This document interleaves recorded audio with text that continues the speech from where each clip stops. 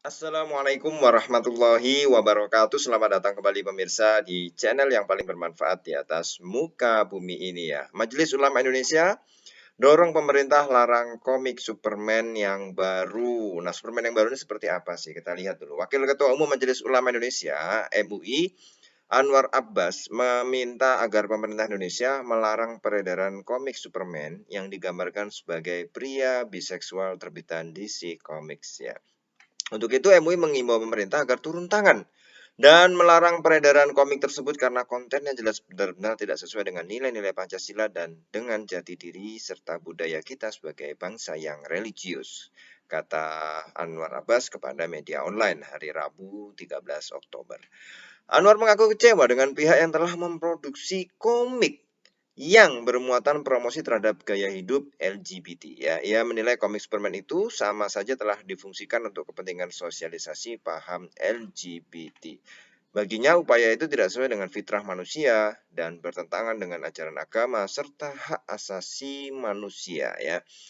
Nah, beliau menilai manusia bisa musnah ke depannya bila semua orang di muka bumi menganut paham LGBT ya. Selanjutnya MUI meminta ya, di sini beliau meminta supaya pihak kepolisian menangkap si pembuat dan si pengedar komik tersebut karena yang bersangkutan jelas telah merusak mentalitas dari anak-anak dan generasi bangsa ya.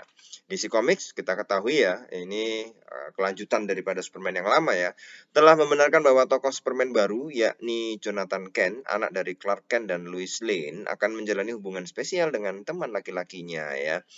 John Kent merupakan Superman biseksual yang jatuh cinta pada Jay Nakamura.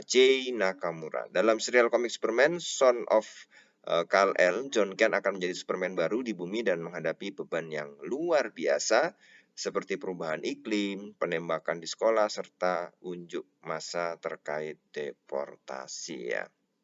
Nah, ini menjadi polemik ya. Kemarin dikirimi juga di grup media sosial ya, dari grup-grup ya, ada grup WA lah ya. Itu kemudian tanpa keterangan ya, cuma ada gambar ini adalah Superman yang baru seperti itu ya. Nah, ini menarik sebenarnya pemirsa kalau kita mau lihat bahwa sejatinya itu kan komik untuk anak-anak. MUI kemudian menentang itu karena tokohnya ya itu dianggap mempromosikan kehidupan yang tidak pada normal pada umumnya ya, tidak wajar ya.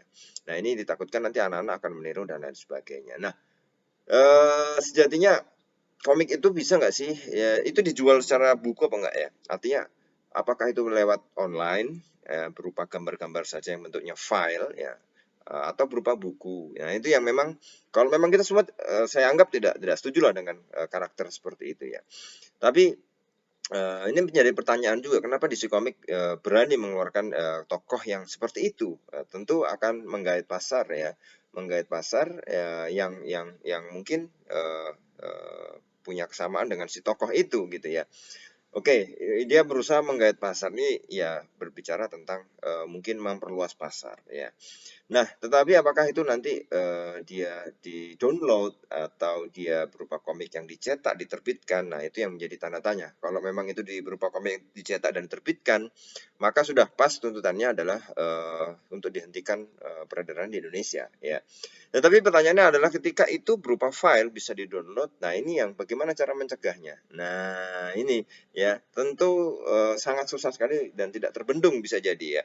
Dan ini adalah bagaimana kita menguatkan sebenarnya pemahaman-pemahaman agama yang benar kepada generasi muda, kepada anak-anak. Jadi sehingga ketika bisa di-download pun anak-anak tidak mau mendownload. Nah, itu kan yang harus kita lakukan dalam rangka bagaimana agar konsep-konsep atau teori-teori tentang kehidupan yang lifestyle ya, yang kehidupan yang seperti itu mudah-mudahan ya tidak terjadi di keluarga kita. Ya, kita harus memahamkan kepada mereka itu bahwa itu salah gitu ya, karena ya tidak sesuai dengan fitrah manusia dan lain sebagainya ya, bertentangan dengan ajaran agama dan lain sebagainya.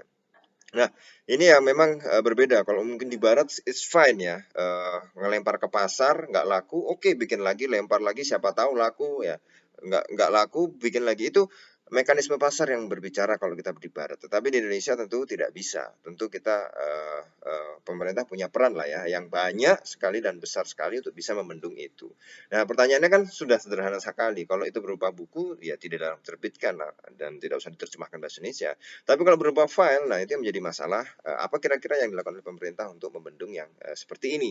Ya, MUI juga tadi oke lah, baik usulan kepada pemerintah seperti itu. Tapi realisasinya dalam yang bentuk file tadi, apa solusinya juga belum ada. Ya kira-kira itu bisa jadi perdebatan ya, dan mudah-mudahan kalau teman-teman ada yang punya ide atau komentar ya atau solusi bisa tulis di kolom komentar sehingga kita bisa saling belajar bersama, sharing dan lain sebagainya. Terima kasih para pemirsa. Kita akan ketemu lagi di video selanjutnya. Wassalamualaikum warahmatullahi wabarakatuh.